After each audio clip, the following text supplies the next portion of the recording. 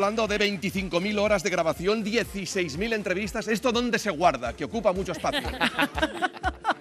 Esto habría que hablar con el departamento técnico de la casa. Pero sí que es verdad que ahora empieza a tener un volumen importante. Pero 15 años, 555 programas, esta semana el 556, pues genera todo ese material. Pero bueno, más allá de la cantidad, yo creo que podemos ya con orgullo decir que la calidad también se nota. Por supuesto. En una época en la que se tiende a dulcificar a veces la imagen de las víctimas y también se tiende a confundir realidad con ficción, Equipo se mantiene inalterable, ¿no?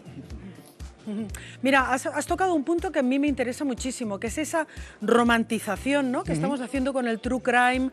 Hay una multiplicación además de formatos, sobre todo en plataformas, y parece que el protagonista es el asesino, parece que estamos viendo una serie y se dulcifica efectivamente el crimen, cuando eso es algo que a nosotros nos genera rechazo. De hecho, nuestro objetivo siempre ha sido que la víctima, que su familia, esté en el centro del relato y recordar siempre que ese asesino, que puede parecer tan glamuroso incluso, es una persona que ha cometido un grave delito y que ha causado muchísimo daño. Gloria, siempre me he preguntado, ¿desespera saber la realidad, pero no disponer de la imagen que certifica lo que vosotros ya conocéis? Has dado en el clavo, has dado en la llaga. Mira, nosotros, cualquier programa nuestro, antes de emitirse, pasa por el departamento jurídico. Ese es el principal filtro con el que nos peleamos, porque a veces dices, sabemos que algo es cierto, pero lo tenemos que tener muy contrastado, muy demostrado, antes de poderlo emitir. Y a veces ha habido programas, hemos llegado a tener más de 2 años un programa trabajándose hasta conseguir sacarlo como queremos. No nos desesperamos porque somos muy peleones, ya sabéis que somos muy cabezones, pero sí que es verdad que a veces piensas, es que si no sale, qué pena, ¿no? Pero casi siempre conseguimos nuestro objetivo. Me ha sorprendido que vosotros, bueno, pues completáis a veces la investigación en un tiempo, para mí, breve, ¿no? Cercano a los 15 días. A ver, no nos gusta mucho. El récord lo tenemos en un programa que se hizo en poco menos de 6 horas, que era el del Rey del Cachopo, si recordáis, ¿no? Sí, Esa de los persona buenos. que se hizo famosa con el cachopo y luego resulta que había asesinado a su novia y la había descuartizado. Pues ese programa, que estaba a medio hacer porque había denuncias de trampas y de impagos y en fin, de una serie de irregularidades, sacudió toda la noticia un viernes a las 12:30, 1, y nos lanzamos a la piscina y dijimos, venga, lo vamos a hacer. Pero sí, no es lo habitual, lo mínimo que tardamos normalmente es un mes, pero es cierto que cuando hay cuestiones de actualidad, pues también nos lanzamos y hemos demostrado que tenemos respuestas, nos sentimos muy orgullosos. Quizá el ejemplo paradigmático sea el del volcán de La Palma, ¿no?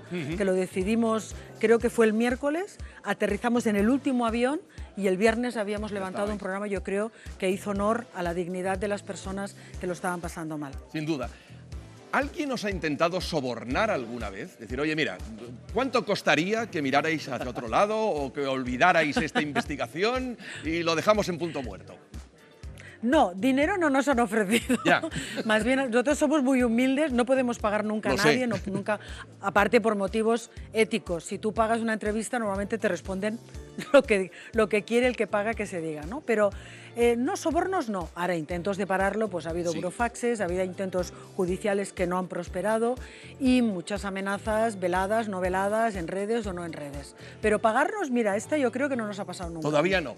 Y ya sé que es un tema peliagudo, pero ¿alguna consideración por parte de la empresa? Oye, mejor que este tema no lo toquemos porque quizás pues podamos tener algún problema con patrocinadores o con gente afín, etcétera. ¿Esto ha ocurrido? Mira, esa es una muy buena pregunta porque mucha gente dice, va, porque seguro que si es algo que hay un anunciante no lo hacéis. Y no es verdad, y lo demuestra todos los programas que hemos hecho de consumo, sobre todo los que hemos destinado a la alimentación industrial, demuestra que no es así, porque todo eso afecta a buena parte de los grandes anunciantes de la casa. Yo creo que la casa confía en nosotros, sabe que no vamos a hacer tonterías, que no vamos a levantar falsos testimonios, vamos a hacer una información ecuánime, no se trata de ir contra de nadie, solo dar información y luego el consumidor pues ya es suficientemente inteligente para decidir.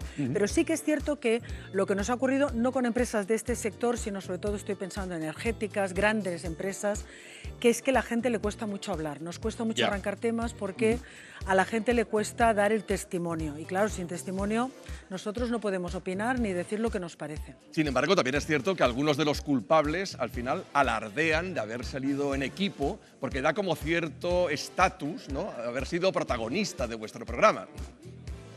Pues mira, nos ha pasado un montón de veces que hemos encontrado a personas que están en busca y captura y estaba pensado en el mayor alunicero que hay en España, el más importante.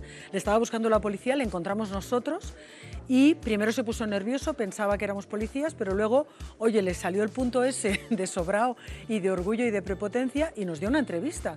Y esa entrevista luego la policía, viéndola, consiguió localizarle y le detuvo. Sí que es verdad. Y a mí nos contó los agentes de fuerzas de cuerpos de seguridad del Estado que en las cárceles que te hayan hecho un equipo, bueno, pues te da ahí un poquito de estatus. Da caché. Claro, da caché. Oye, esta polarización que nos invade, ¿os preocupa en el sentido de tener que hacer equilibrios para que tampoco digan vamos orillando un poco los temas ideológicamente hacia un lado o hacia otro? No, porque nunca hemos hecho alarde ideológico de ningún... Nosotros somos muy sencillos, es sota, caballo, rey. Los hechos, los testimonios, el contexto y luego el hilo argumental para ayudar a la gente a comprender todo. Si no te sales de ahí, te aseguro que no tienes ningún problema de polarización. Luego habrá los que no les gusta y te dicen de todo por redes sociales, pero amigo, ya sabemos cómo son las redes sociales. Además, como el algoritmo propicia que se den más a conocer los gritos que los susurros, pues ahí estamos.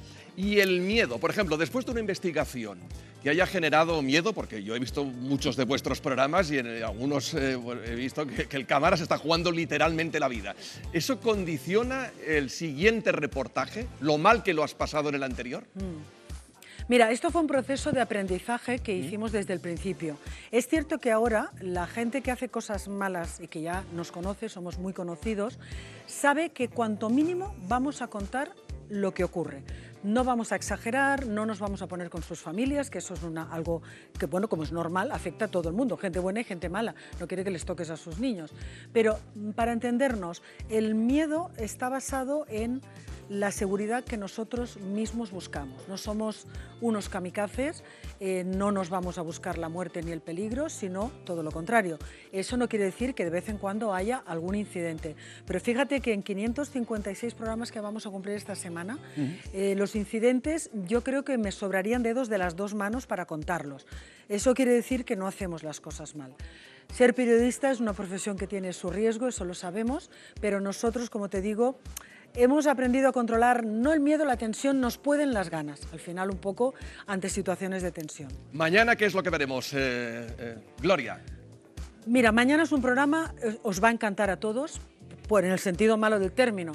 Hablamos de cáncer SL, es decir, de gente que hace negocio con la desesperación de enfermos y familiares de cáncer. Nos parece un tema absolutamente indignante, nos parece terrorífico, porque dentro de todas las magufadas que se venden en redes sociales y todas las tonterías que se dicen contra la ciencia, esta que afecta a una gravísima enfermedad en la que, por cierto, estamos teniendo buenas noticias. Mira, Barbacid, la buena noticia que nos dio con el cáncer de páncreas de hace 4 días, pues en esta semana, que ha sido la semana en que se ha celebrado el Día Mundial contra el Cáncer, nos parecía importante sacar este testimonio. Es puro equipo de investigación, vamos a hablar con víctimas, con los familiares, porque por desgracia los que abandonan sus terapias y se abonan a estas pseudoterapias, a estas magufadas, pierden la vida, esa es la realidad.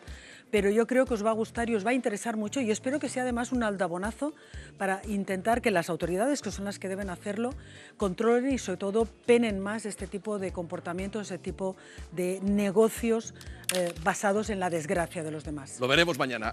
Reitero, muchísimas felicidades por esos 15 brillantes años. Gracias, Gloria. Gracias. Y un abrazo gracias, para compañeros. Gracias, de verdad. Para todo el equipo de investigación, los equipers, que se llaman así. Keepers, Los keepers, sí, se llaman así. Somos keepers. Ya he visto programas que se han jugado el físico. Sí, No hay narices de estar aquí. Eli, siguen las complicaciones.